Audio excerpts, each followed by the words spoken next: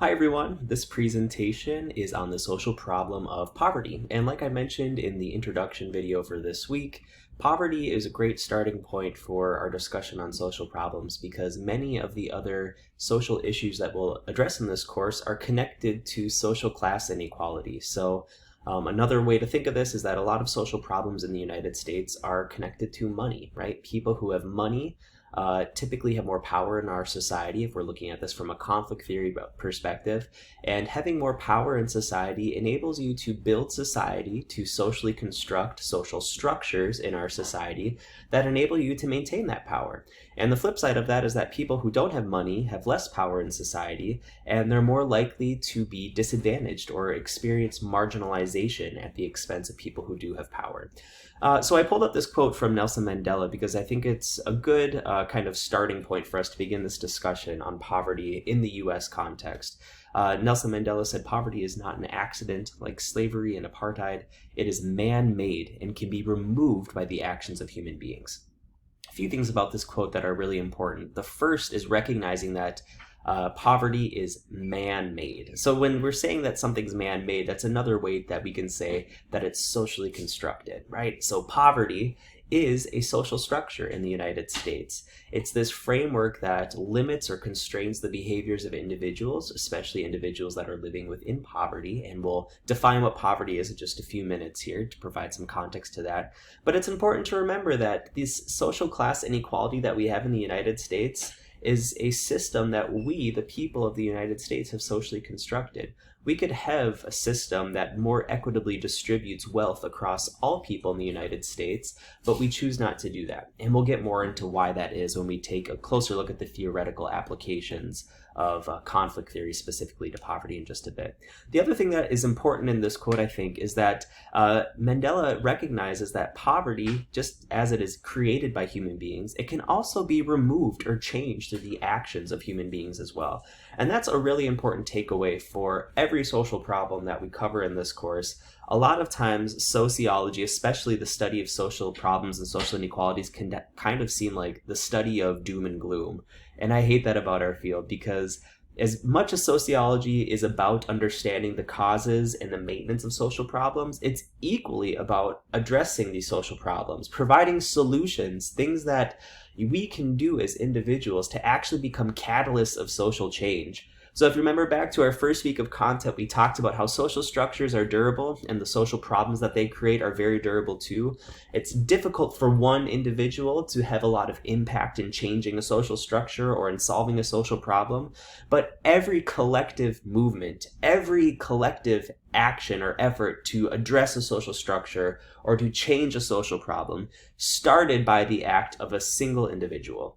So it's really important not to take away the power that we have as individuals in addressing and solving a lot of these issues that we talk about. And while at times it may be depressing to study social problems or to learn more about them because it maybe makes us aware of areas in our lives that we've been ignorant for a long time, especially social problems that haven't affected us directly or things that we haven't thought have affected us directly, it's so important to get educated on these social problems because that is the first step in solving them. We can't solve a problem if we don't know that it exists. So simply by taking this course, by exposing yourself to a lot of these inequalities and these larger social problems that are affecting society, you are doing a really brilliant work as a human being, as someone who hopefully cares about human equality and wants to address and solve these problems as well. All right, so with that in mind, let's take a closer look about what we are going to be tapping into in this particular set of presentations on poverty.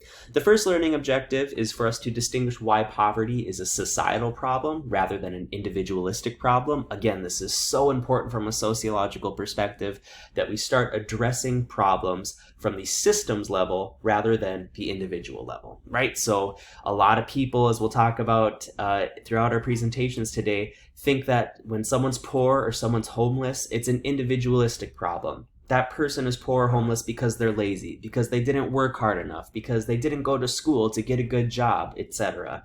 sociology is going to challenge those assumptions. Remember, sociologists are always going to be blaming the systems rather than blaming individuals, right? We're going to take a much closer look at how these larger social structures likely affect the abilities for any given individual to climb out of poverty or to raise their socioeconomic status, despite this commonly held myth of the American dream in the United States that anybody can pull themselves up by the bootstraps if only they work hard enough. Second objective is to describe different demographics that statistically affect the likelihood that an individual will live in poverty. We know a lot from sociology. There's been countless scientific sociological studies that have predicted whether or not being of a certain race, being of a certain gender, being of a certain age affects your likelihood of living in poverty. And we'll go through a lot of those statistics just to kind of paint the background about how systemic this issue of poverty is throughout the United States. And then we're going to apply the theories of functionalism, conflict theory, and symbolic interactionism to explain poverty sociologically. So as you'll remember from week 1, functionalism, conflict theory, symbolic interactionism are the big 3 theories in sociology. So we'll be constantly applying these 3 theories to explain in different lenses, through different frameworks, how all of these social problems exist in our society. And then, if applicable, discuss solutions related to those 3 theoretical perspectives. And lastly, we want to consider sociologically informed solutions to the social problem of poverty. Like I said, being inspired from the quote from Nelson Mandela, there's so many things that we can do as individuals to solve poverty, especially in the context of the United States. If we look at what other countries have done, who have much lower poverty rates than the United States, that's a great way that we can kind of glean some evidence, right? Of things that we do, practices that we can follow as individuals, policies that we could pass as a state, as a country, to help reduce the level of poverty in the United States. So first, let's talk about perceptions of poverty in the US. Like I addressed in just a minute ago, there's this common perception that as a society, we should not be responsible for attempting to get rid of poverty because it's largely viewed as an individualistic problem rather than a society's problem or a social problem. Many politicians and much of the public blame the poor for being poor, and they oppose increasing federal spending to help the poor and even want to reduce such spending, right? So if you've ever heard any debates, whether they're political or just debates you've had with family or friends about, whether we should raise the minimum wage or whether we should allocate more federal funding to the welfare system, to things like food stamps, etc. These are often very contentious topics of discussion because there's this kind of two-sided debate that we have here.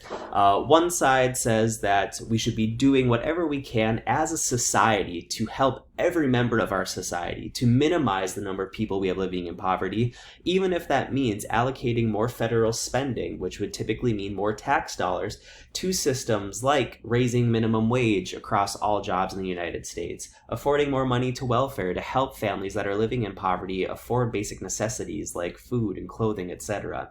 And then on the other side of the debate, we have people that say, no, I do not want my hard-working tax dollars to go towards helping people who are poor. Those poor people should just get a job to raise themselves out of poverty. Why is it my job to foot the bill for their food and for their clothes, right?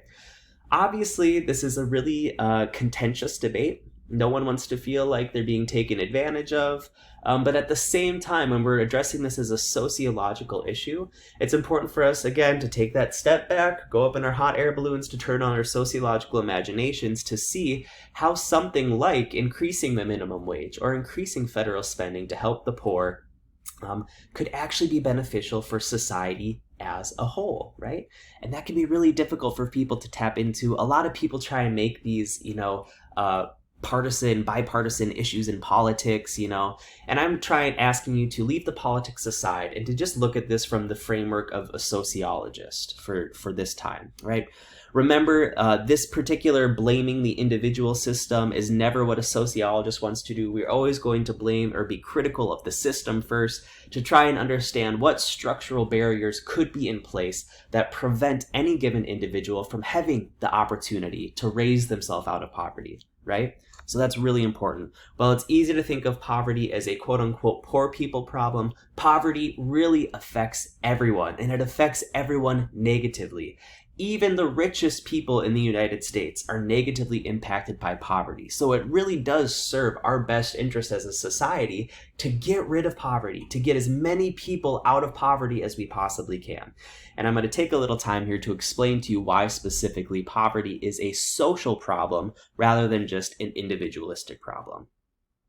So here are some of the biggest societal consequences of poverty. So these are consequences that negatively affect everyone in our society, not just poor people. The United States spends much more money than it needs to because of the consequences of poverty, right? The more people we have living in poverty in the United States, the more money we all spend as a whole to address this issue of poverty. Poor people experience worse health, they have more family problems, they live in areas with higher crime rates, and they have a number of other problems. We'll take a closer look at many of the problems that people in poverty are disproportionately likely to face in just a few minutes here. All of these problems that poor people face, right? The health problems, higher crime rates, etc., all of those problems cost our nation billions of dollars every year to address. Every year. So think about this. We're reluctant to pay more into certain programs to allow people of poverty to get higher paying jobs, to get living wages, because we don't want to put money into that system, right? It's this very individualistic way of thinking. I worked hard for my money. I don't want to pay more taxes into federally funded programs to help the poor people because I just don't want to do that. Well, who do you think foots the bill when a person who's living in poverty and doesn't have a job that offers them health insurance has to go to the emergency room, right? When that person gets out of the emergency room, they don't have health insurance, they could be footed with a bill that's tens of thousands of dollars. They don't have that money, so who do you think pays that bill in the long run?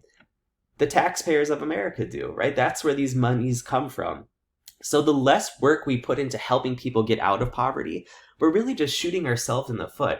Like it says here, the U.S. spends billions of dollars every year addressing issues pertaining to poverty in the U.S., among them being costs of healthcare, costs of, helping people in poverty pay for food, clothing, education for the youth, childcare, etc. So it really doesn't serve any advantage to anyone in the United States to not work towards addressing this issue of the social problem of poverty.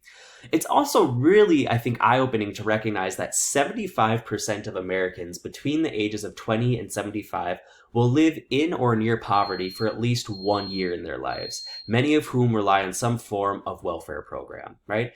I'm willing to bet that the majority of you taking this class right now are probably living in or near poverty, right? College students are actually one of the quickest growing demographics in the United States living in poverty, right? Because many of you are in school full time, so it's very difficult to maybe work full time, probably only can work part time. Even those of you that are working full time, I'm willing to bet that you're having a hard time getting by just on a day-to-day basis because you might not be getting paid a great wage if you don't have a college degree. It's harder to secure a higher paying job in the US today than it was 10, 20 years ago without a 4-year college degree, right?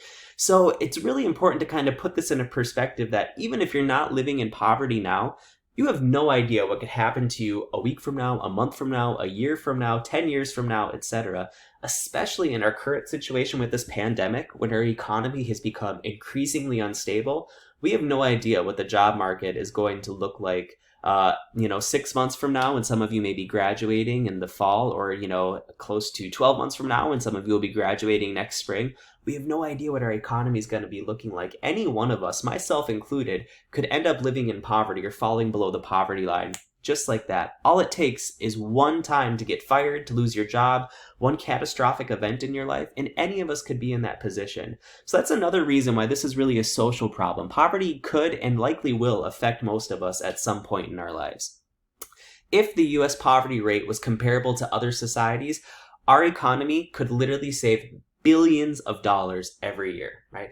The United States is really failing when it comes to poverty. We are doing a terrible job at escalating the number of people to get out of poverty every year. Poverty is not something that we are doing a good job solving, especially in comparison to other industrialized nations around the world. And we'll take a closer look at some of that data later. So this is really the call to action, a societal call to action. Number one, poverty costs our nation billions of dollars that could be spent elsewhere. Poverty stifles our nation's economic growth, poverty contributes to crime and other social problems, and the majority of Americans will experience poverty-like conditions at some point in their life. So for all of these reasons, everyone in the US should be invested in wanting to reduce poverty. It's not just a poor people problem, it is an everybody problem.